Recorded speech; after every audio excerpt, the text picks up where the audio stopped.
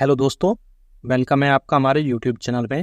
कर्मचारियों, पेंशनर्स और family pensioners के लिए कई सारे बड़े अपडेट्स निकल कर आ रहे हैं, जिनमें पहला बड़ा अपडेट है 53% डीए एरियर्स को लेकर के, या कह सकते हैं कि 4% एरियर्स को लेकर के। उस पर एक बड़ी जो है इंफॉर्मेशन या बोल सकते हैं बड़ी अपडेट्स निकल कर आ रही है। जी हाँ दोस्तों, साथ ही साथ दूसरी बड़ी अपडेट आ रही है, अब आपका जो पीरियडिक वेरिफिकेशन होगा क्वालिफाइंग सर्विस का, पेंशनर्स का, कर्मचारियों का, वो हुआ करेगा। साथ ही साथ उसके रिगार्डिंग और भी कई बड़े अपडेट्स आएंगे, जिसमें पीरियडिक वेरिफिकेशन में आपको आपकी सर्विस के जब 17 साल कंप्लीट होंगे तब आपका एक वेरिफिकेशन होगा आपके अकाउंट ऑफिसर की तरफ से। साथ ही साथ जब आपके सर्विस के लास्ट 5 ईयर्स रह जाएंगे उसमें भी आपका एक वेरिफिकेशन होगा, और वो रिकॉर्ड बुक या सर्विस बुक में एंटर की जाएगी। और उसमें क्या क्या चेंजेस होंगे और क्या क्या बड़े अपडेट्स आए उसके रिगार्डिंग भी हम यहाँ पर बात करेंगे।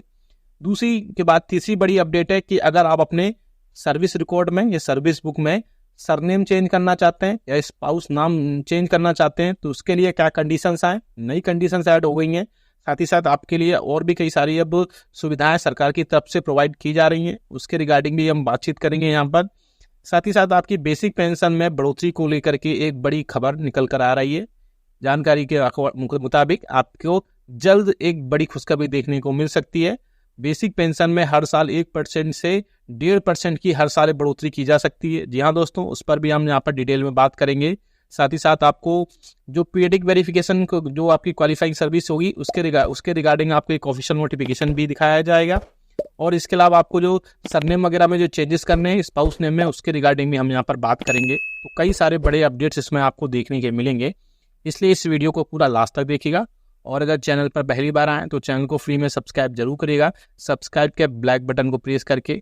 साथ ही साथ आप हमारे वीडियोस की लेटेस्ट इन्फॉर्मेशन के लिए घंटे के निशान को यानी बेल आइकन को प्रेस करना बिल्कुल मत भूलिएगा, तभी आपके पास हमारे वीडियोस की लेटेस्ट इन्फॉर्मेशन आ पाएगी और आप हमारे वीडियोस को इसी तरीके से आगे भी वॉच कर पाएंगे।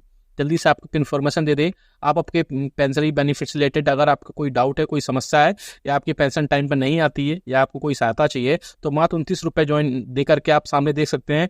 ज्वाइन बटन पर क्लिक करके, ज्वाइन बटन को आप वहाँ से जो है सीधा आप क्लिक करके, या ऊपर आई बटन पर आ रहा होगा वहाँ से क्लिक करके आप 29 रुपये पे करके आपकी जो भी समस्या है विद इन 15 मिनट में आप उसको सॉल्व करवा सकते हैं। पहली जो बड़ी खबर आ रही है, जी हाँ दोस्तों, 53% डीए एरियर्स को लेकर के। आपने देखा कि बहुत सारे पेंशनर्स ऐसे हैं जिनको अब डीए के एरियर्स आने स्टार्ट हो गए हैं। तो वो मैंने बहुत सारे पेंशनर्स से पूछा भी था कि आपको एरियर्स आना स्टार्ट हुआ है या नहीं हुआ है। तो मोस्टली पेंशनर्स का जवाब था कि अभी आपको एरियर्स जो 53% था वो आपको प्रोवाइड अभी नहीं कराया जा रहा है। लेकिन कुछ लोग पेंशनर्स थे, यानी बहुत कम पेंशनर्स ऐसे थे जिन्होंने बोला कि हाँ, हमें 4% जो 4 मंथ का डीए का एरियर्स है वो प्रोवाइड करा दिया गया है। तो ऐसे कौन से पेंशनर्स हैं?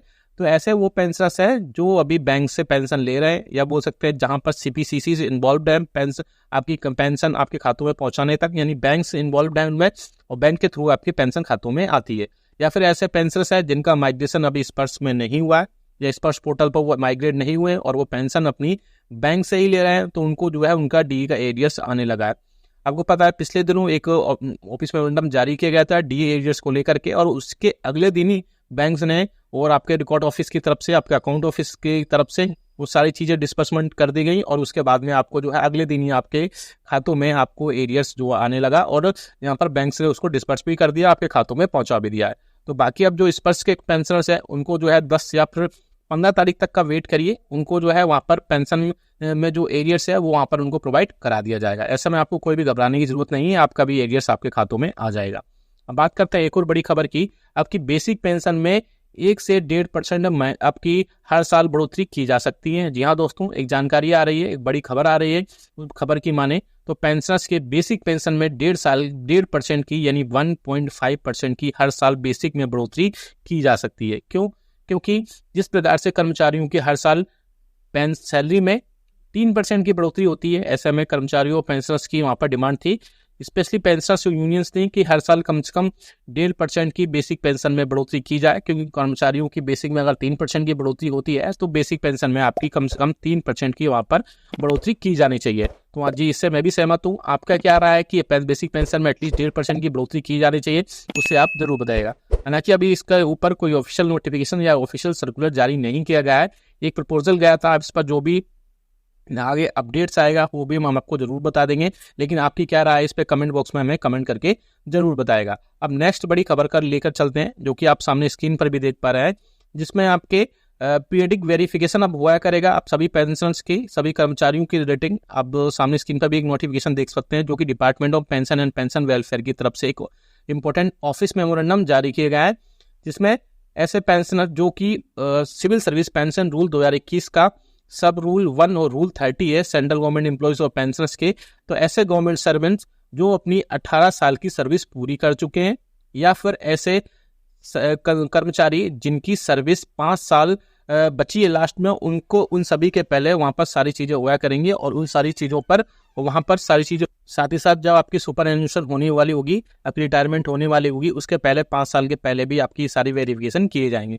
साथ ही साथ सिमिलर प्रोविजंस ऐसे पेंशनर्स और कर्मचारियों के लिए सीसीएस पेंशन रूल्स में किए जाएंगे, जो कि ग्रेच्युटी अंडर एनपीएस के रूल 2021 के तहत लेते हैं। साथ ही साथ सेंट्रल गवर्नमेंट एम्प्लॉइज जो नेशनल पेंशन सिस्टम के अंडर कवर्ड है, उनको भी ये सारे रूल्स फॉलो करने होंगे, और वहां पर उनकी सारी मिनिस्ट्रीज और सारे डिपार्टमेंट को स्ट्रिक्टली ये सारे रिक्वेस्ट की गई है कि सारे प्रोविजन स्ट्रिक्टली फॉलो किए जाएं। हेड ऑफ ऑफिसेस की तरफ से जो सारे रूल्स हैं उनको स्ट्रिक्टली कंप्लायंस का उनको फॉलो किए जाना चाहिए।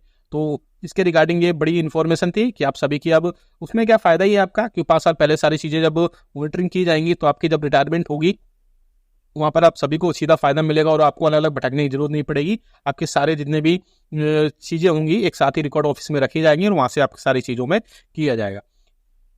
सामने आप एक और बड़ा ऑफिस मेमोरेंडम देख रहे हैं, जो कि सेम पेंशन मंत्रालय की तरफ से, या बोल सकते हैं department of pension and pensioners welfare की तरफ से इंपोर्टेड ऑफिस मेमोरेंडम जारी किया गया है, जिसमें आपके सरनेम में, यानी कि आपकी जो भी सरनेम है, आपके स्पाउस का नेम है, अगर आप उसको चेंज करना चाहते हैं, उसके रिगार्डिंग एक डिपार्टमेंट ऑफ पेंशन वेलफेयर की तरफ से एक इंपोर्टेड ऑफिस मेमोरेंडम जारी कर दिया गया है। अब यहाँ पर पॉइंट नंबर 1 में देख भी सकते हैं, इसमें क्लियरली मेंशन किया गया है कि there is no separate procedure prescribed in the CCS pension rule 2021 और CCS pension rule 1972 for change of name surname in the PPO of government employees और स्पाउस आफ्टर रिटायरमेंट। यानी कि आप the PPO is issued on the basis of service record, service book of the employee and the maintenance of service book is concern with DOPT. यानी कि जब आप retirement होते हैं, या आपके जब जो सर्विस रिकॉर्ड होता है या सर्विस बुक होते हैं, उसमें जो आपके नाम, आपकी डेट ऑफ बर्थ, आपकी बाकी चीजें, स्पाउस नेम या सरनेम्स वगैरह, या डेट ऑफ बर्थ, और भी कई सारी, या एड्रेस वगैरह एड्रेस चेंज हो सकता है, लेकिन आपकी ये सारी चीजें चेंज नहीं की जाएंगी। कोई सेपरेट प्रोसीजर नहीं है इन सब चीजों को चेंज करने के रिगार्डिंग। तो इसलिए जब आप अपनी सर्विस बुक या रिकॉर्ड बुक में या सारी चीजें जब फिल करें, तो बहुत ही ध्यान से फिल करें, और उसमें चेंज करने में बाकी बहुत ज्यादा प्रॉब्लम होती है।